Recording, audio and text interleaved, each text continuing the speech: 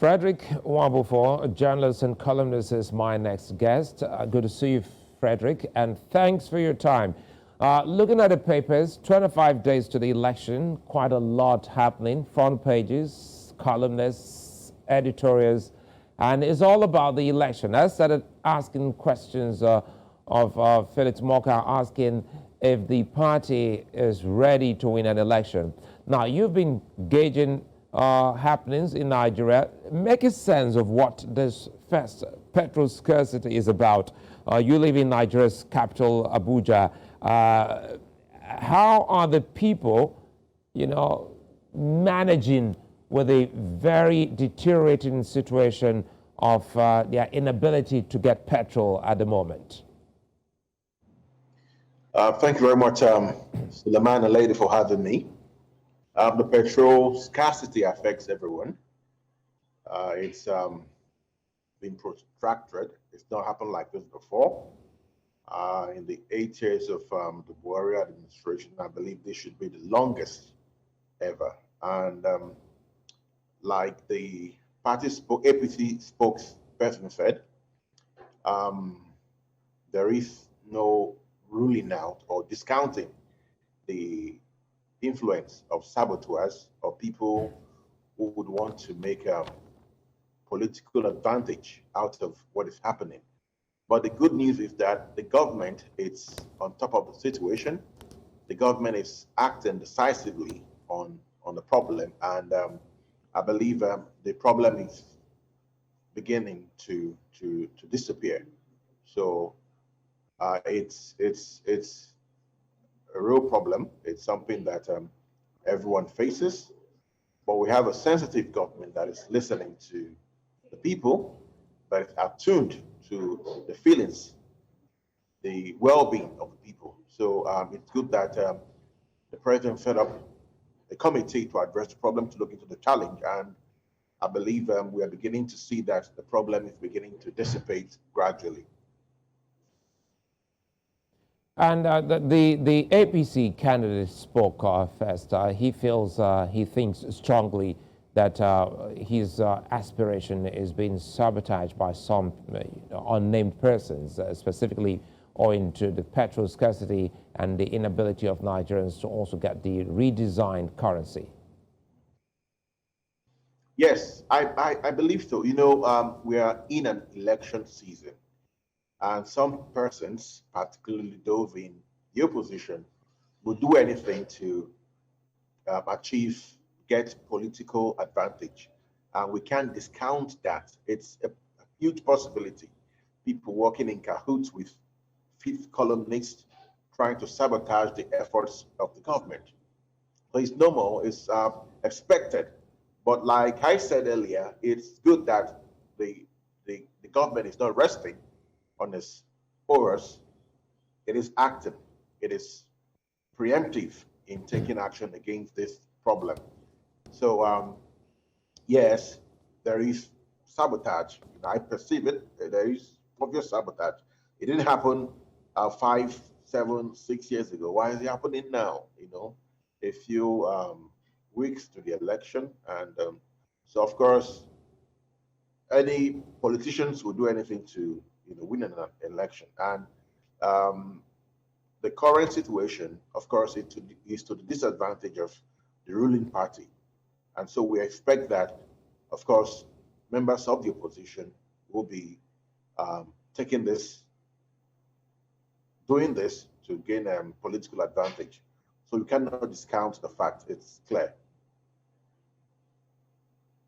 Well, as a journalist, what do you think is at play here? Because till this moment, there's hardly anyone who's been able to better, unwrap the real reason why the scarcity persists. Well, I think the thing now is that the good thing is the government is addressing the situation. And well, let me share this with you. What I believe is that some people, my own thoughts, my own thinking, and what I believe is happening is that the government has said, that fuel subsidy is not sustainable. And let's not forget that fuel subsidy was introduced into the system by the PDP government. So who does it serve? Who does this particular regime of fuel subsidy serve? It serves some libertines in the system, some, hawks and some wolves in the system who serve the interest of the opposition who have been in government in the past. So by and large, I think they have anticipated the possibility of this happening in the future or whenever, and of course they are sabotaging their effort so they could keep their proboscis still stuck in the national till. The DSS just in the last few hours, have arrested a syndicate talking about the redesigned Naira in Nigeria, and a lot of people are asking questions as to the collusion of some commercial banks. Yes. First of all, I would like to say that about the Naira rebranding. We can all see that the intentions of the government are good. The reasons for the rebranding are cogent.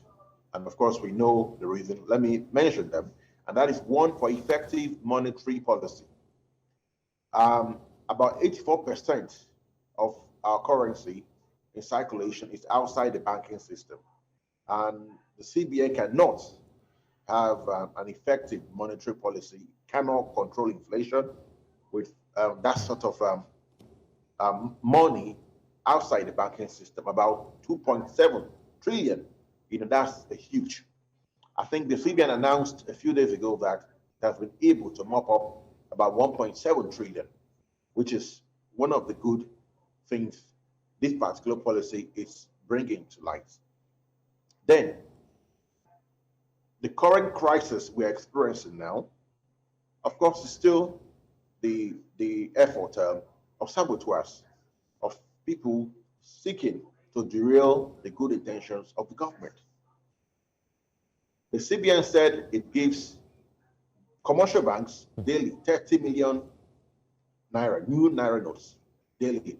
If that's did you just say daily, Fredrick? Yes. Did you just say daily? Yes, daily. Yes, that's what the CBN said. 30 million naira worth of new naira notes to commercial banks daily. But where is this money? So that we should ask the right question, and we should put the blame on those responsible. We should blame the banks. People circumventing the system, derailing a good intention. That's the problem we have right now. People are sabotaging the effort of the government to make the government look bad. But by and large, the policy is a good one. It is one that will help control inflation, one that will help at least limit terrorism financing. So we have, some bad people sabotaging the efforts of the government. The CBN has said it has been able to mop up funds by this policy. Let's talk about security, which is very important, especially now that the country will be going to the polls. The very gruesome murder of a local government administrator, chairman in Imo State is still very fresh in our minds. Give us your assessment of what security is like at the moment as we have 25 days to the election. Well, I believe security in some parts of the country has improved by and large. In the Northeast, we've seen an improvement in the security situation there. Don't forget, a few years ago, we used to have bandits on Kaduna-Abuja Road. We no longer hear of that. We also have bandits, on roads leading to from the north to the southwest and to other parts of the country. We no longer hear of, all of that. And of course, the security has improved. But in the southeast, we have a problem, particularly in the southeast. And the problem is, I believe, like I've always said, of ideology, a wrong ideology that was allowed to be planted. And Now it has germinated, culminating into the bloodbath, the blood festival we have in the region right now. But again, the security situation is improving gradually.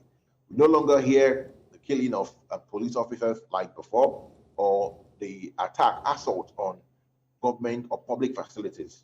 But again, the gruesome murder of the local government chairman is sad, and it makes me wonder what we, I'm from the southeast, what we from that region, what we have become. We used to hold life there.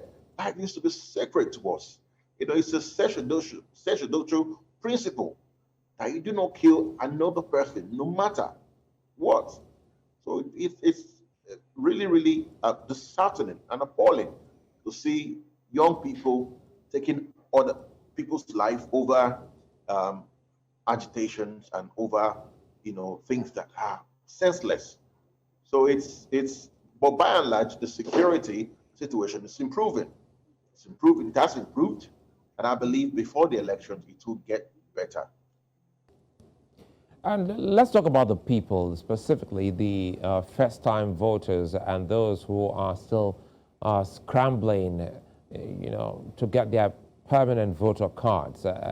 This brings INEC to the fore.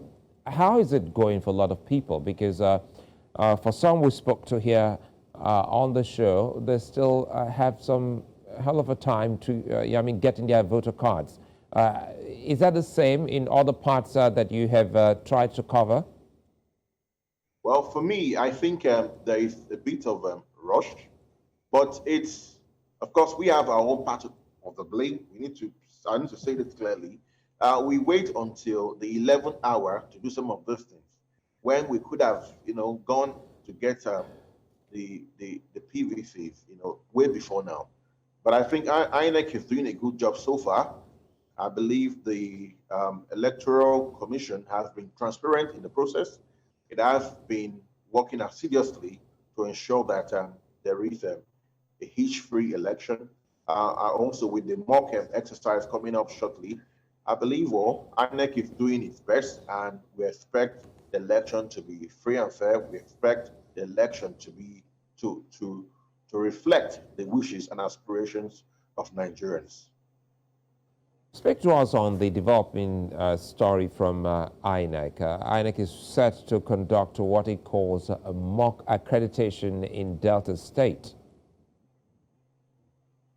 Yes, I think, you asked the APC spokesman, and he said he was excited. So I believe I believe it's all in order. It's good to actually build confidence, and also to demonstrate. Fredrick, you had to chuckle on that. To show. Is there something you're not saying? That's fine. It's okay. To build confidence, and of course to demonstrate to people that they are prepared for the election. It's a good one. We expect the best from INEC, and of course the electoral body has been consistent in delivering good elections since 2015. So I believe there will be a transparent, free and fair election, and that's what Nigeria needs at this point. Nigeria needs the electoral umpire to be transparent, free, and of course up to the task to deliver a fantastic election that will reflect our wishes, our hopes, and aspirations. Well, when a journalist chuckles, sometimes it means a whole lot. This is not to you, Fredrick. I'm talking to the people now.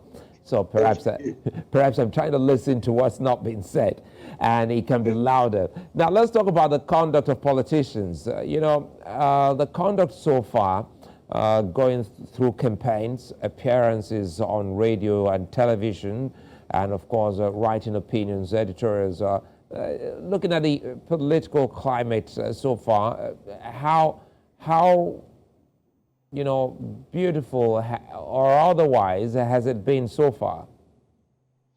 Well, it's interesting, and it's interesting. It's political season. You have, that feeling of excitement in the air. There's great expectation. Nigerians want a progressive government, a government that will build on the infrastructural achievements of the current administration, a government that would also, reignite or reawaken the Nigerian dream, and of course, a government that would, deliver good governance and also continue from where the Buhari administration, stopped. But I believe we've also seen the preponderance of by some political parties using fake news as a weapon, to drive narratives, to drive conversations. But I've always said that we need to keep the campaigns clean as much as possible, because if we sow the seeds of discord, of antagonism, if we sow this enmity now, ethnic antagonism and religious antagonism over an election now, well, whoever becomes president on May 2023 will definitely have to reap the fruits. So we have to keep the campaigns clean. We should know that Nigeria comes first. Nigeria should be first, and whatever we do, we must actually be doing it for the good of the country. We can't drive campaigns with false narratives or narratives that would, inflame passions or stoke ethnic and religious tension, which some parties have been doing, particularly those in the opposition, trying to play on people's sensitivities, religious and ethnic sensitivities. So I believe, by and large, Nigerians will speak with their votes on February 25th. And of course, I believe they will speak loudly and they will speak in favor of the candidate so far who has been very, very real, honest, forthright about his ambitions, about his plans, about everything he's doing. And that is, I'm sorry to say, because that is Asiwaju Bola Ahmed Tinubu. He is the candidate so far that has shown that he is, in every way prepared to lead the country. He's in every way ready to lead the country. He's prepared. He has prepared for this all his life. And I believe he's going to be the candidate that Nigerians will need to, vote for a better country.